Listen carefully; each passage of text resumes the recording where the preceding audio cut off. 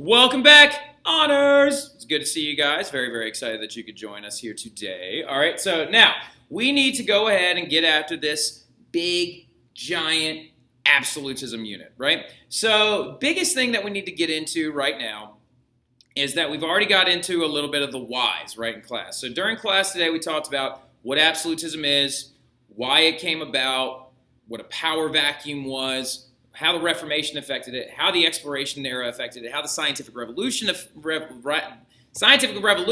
it, how all that affected feudalism and how that began to die.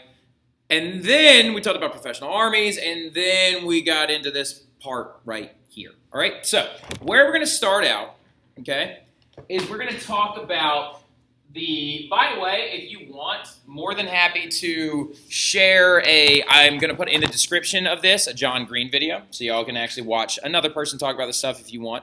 But one of the biggest reasons why the absolutist era occurred, there's got to be a way I can sit this down, right? All right, there we go. One of the biggest reasons why the absolutism era occurred is due to the century of crisis. All right, so the big thing about it is there was 100 years where Europe was kind of just in midst a gigantic crisis. How do I need to turn this thing? Not that way. Yeah, there we go.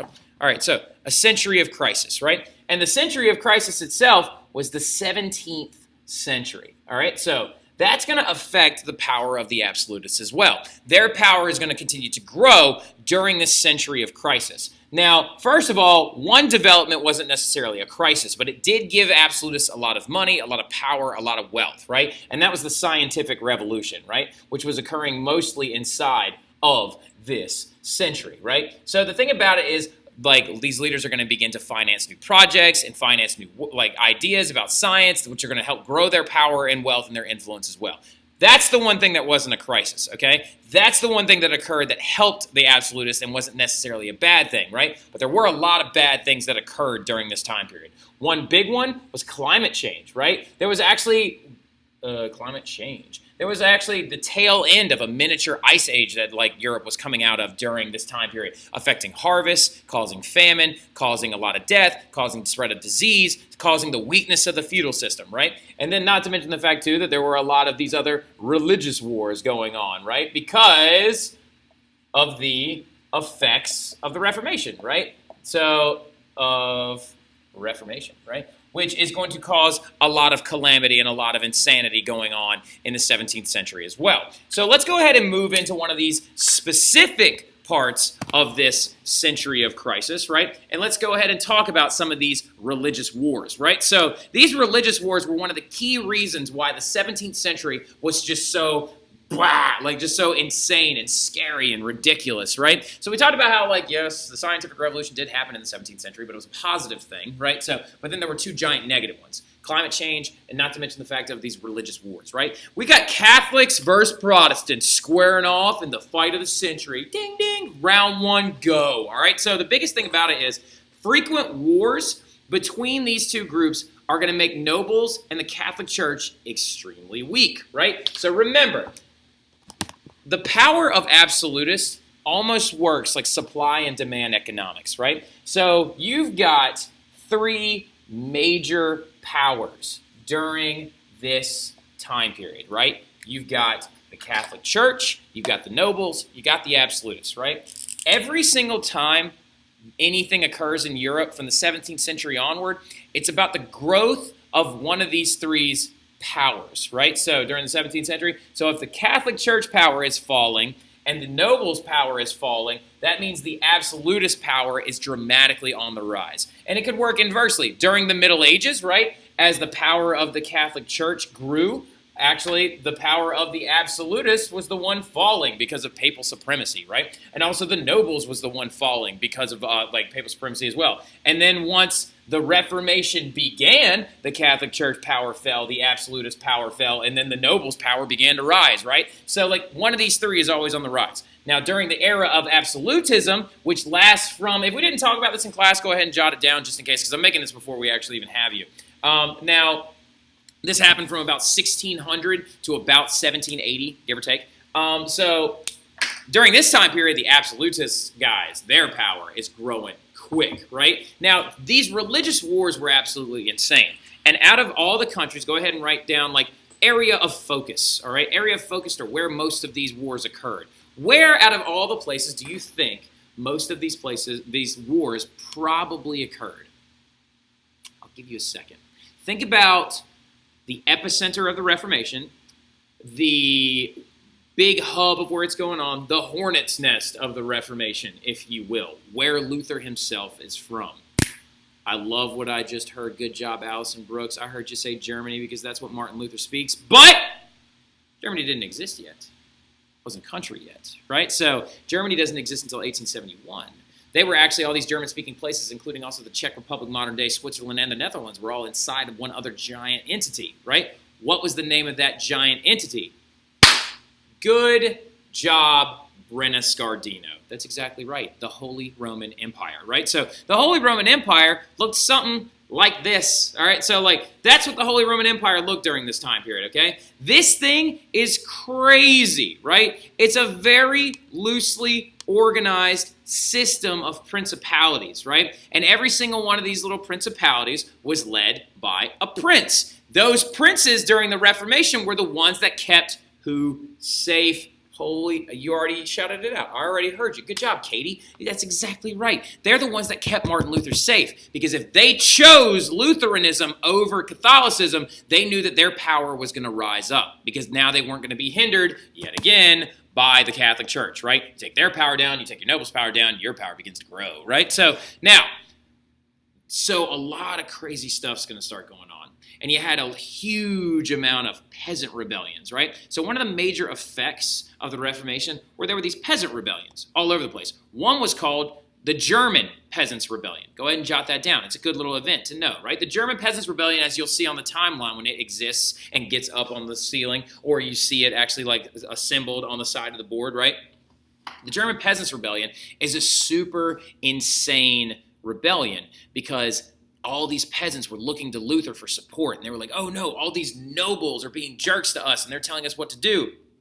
So we're going to rebel, because like, Luther, you're the one telling us we don't have to listen to these other bodies and entities. And then Luther denounced them. Luther was like, no, I never said that, because the princes are the ones hiding him.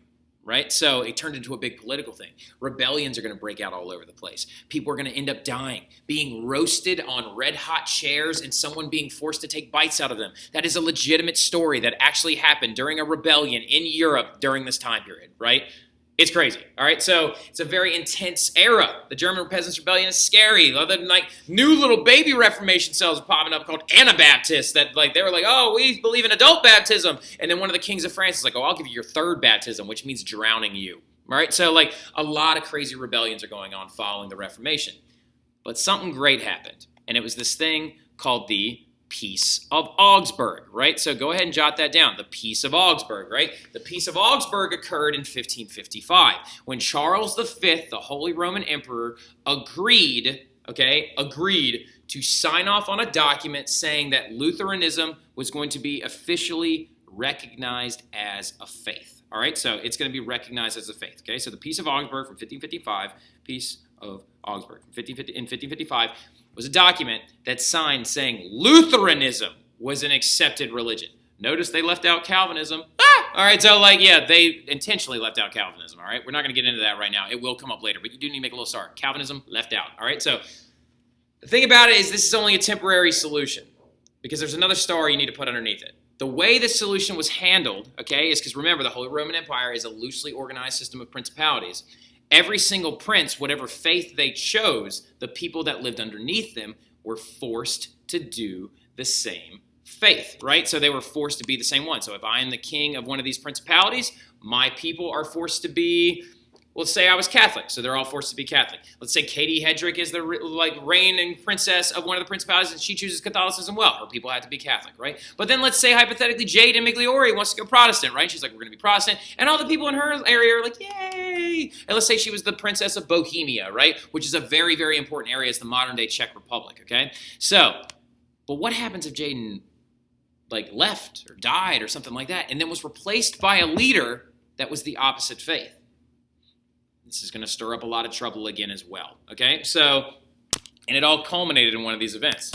And it was called the Second Defenestration of Prague, right? So the Second Defenestration of Prague was a central occurring event that started one of the biggest wars that anyone had ever seen, known as the 30 Years' War in 1618, right? So what a defenestration is when you throw someone out a window, all right? So like this is what the Defenestration of Prague looked like. So what had happened was they had,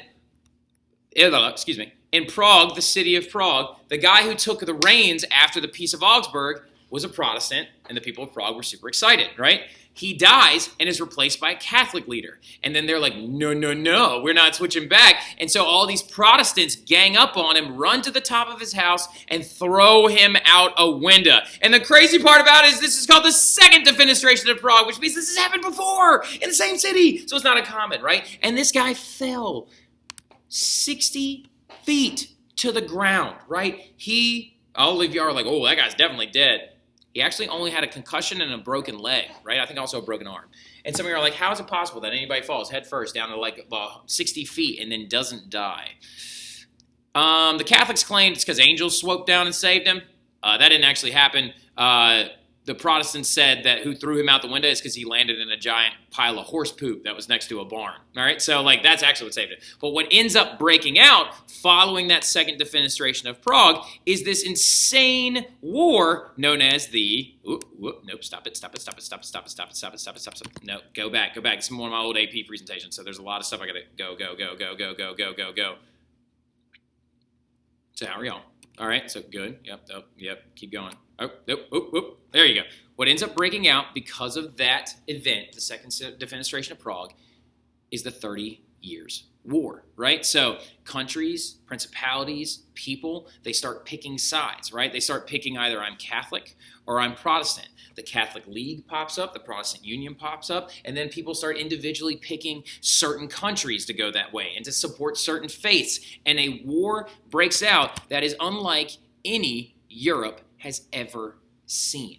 All right, so it is absolutely insane. Most deaths during this war were caused by no other than non-military, but we'll get into that in a little bit. This is how the whole thing was fought. Most of the Catholics were super wealthy, so they rode on horseback. So the Protestants arrived to battle with 20-foot-long pikes to actually step into. The horse would ride into them to try and dethrone the Catholic soldier on its back, and then they would usually walk up to the people and stab them on the ground. So as you can see, this is a very violent war, right? Wealthy versus poor. Most of the Protestant Union people or Protestant Union soldiers were very poor individuals, right? It's a very, very crazy war because it was also fought with guns, but the guns weren't very effective, right? They're fuse-lock guns where you had to blow on it to keep the fuse lit the entire time, right? Which is a very, very aggressively hard gun to fight with. Not to mention the fact, too, that like leaders of Catholic leaders, that is Cardinal Richelieu, watching the bombardment of Reims, watching a part of his own country be destroyed because they were Protestants. He attacked his own people. And also, this is another thing that was characterized by the 30 Years' War. The most deaths in the 30 Years' War were not caused by military. They were caused by disease and starvation. All right, so because remember, coming back, climate change, right? A lot of hunger going on, a lot of famine going on. So these roaming groups of Protestant and Catholic troops were rolling up to villages and being like, hey, you Protestant? Oh, we are too. Sweet. Now we're going to take all your food. All right? And so that Protestant village would be left to starve. But if they rolled up to a Catholic one, they're like, you Protestant? And they said, nope. They would just take all their food and then proceed to mass execute them, right? So you're talking about executions, famine, starvation, disease is the thing that's going to kill most of the people during the 30 Years' War. And it ends up finally ending with this thing called the Treaty of Westphalia in 1648. You don't need to write all of this stuff, but you do need to write the results of it, right? So results of the 30 Years' War, peasant population is decimated. Disease was spread. Extreme famine was caused. European power is going to shift towards monarchs to try and calm down the violence, right?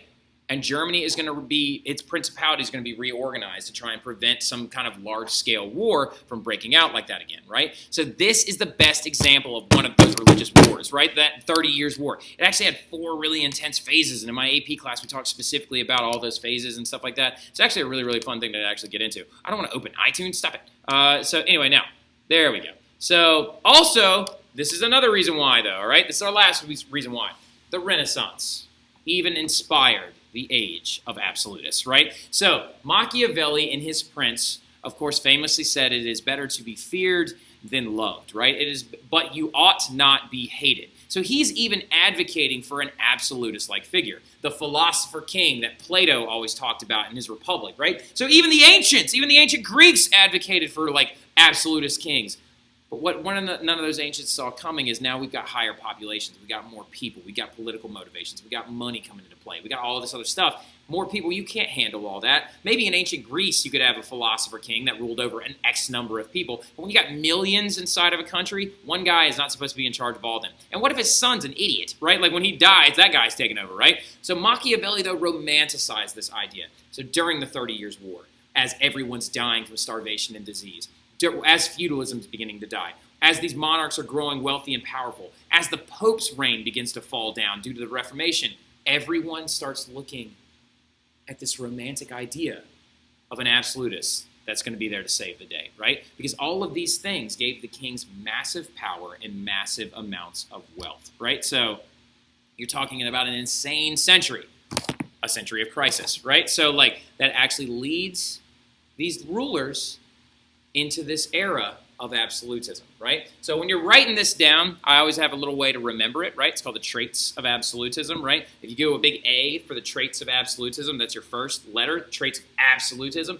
And then if you reorganize these things right here, you can go B, C, D. And it's an easy way to remember it, right? So A, B, C, D, right? So anyway, absolutism, right, as we know, is one rule by one, like rule by one figure with complete authority, not checked by law, right? So he's also got to have things that make him an absolutist, right? He has to have a bureaucratic system like we talked about in ancient Egypt, right? That multi-leveled government to make it efficient, much like the pharaohs of old did, right? So you know what a bureaucracy is, right? He also has to have a centralized government, much like the pharaohs of Egypt and also the ancient Mesopotamians, the ones that also were the last ones to try this experiment in absolutism, right? So their whole thing is centralized government means it's ruled from one location, right? Like ancient Egyptians ruled from Cairo, and individual city-states of Mesopotamia, like Babylon, would rule from their city-state of Babylon, right? So just like Louisiana rules from Baton Rouge, or our entire country rules from Washington, D.C. That's a centralized government, right? So the biggest one out of all of them is the D, divine right to rule, right? These kings genuinely believed that their power was bestowed upon them by God himself, all right? So that is very aggressive. It's also kind of checking the authority of the church, and the church is also signing off on this because the Pope wants some of his power back, right? So as he sees these absolutist powers growing, he's like, we're losing followers. We should probably just let them believe that, right? Divine right to rule is a crazy one because that's the one where these kings believe that they were literally chosen by God, right? That's really aggressive. And the big absolutist countries that we're going to talk about when we get into this, you need to jot this one down as well over top of Spain. We will talk about the Holy Roman Empire. We'll talk about Spain, France, and Russia. And then we're also going to talk about England and how they resisted absolutism, right? So we're going to have 4 examples of where absolutism was a real legitimate thing. And we're going to have England, which is the one that was like, no. And then just like said, we're not doing that, right? So anyway, that is it. I know it's long and I know it's intense, but that is like an AP style flip, right? It's a lot of information, but it's a lot of information you need to know. You'll be quizzed on a lot of it. The big things to get out of this is you need to know what the 30 Years' War was, how it started, also not to mention the fact too of like what the Peace of Augsburg was that kind of got the whole thing rolling, and then like what treaty ended it and its big results, right? I know that big 30 Years' War section was a little intense, but it's a really good one. So if you need to go back and watch it again, go back and watch it again. But I'll talk to y'all later. Y'all have a good evening. I'll see you later.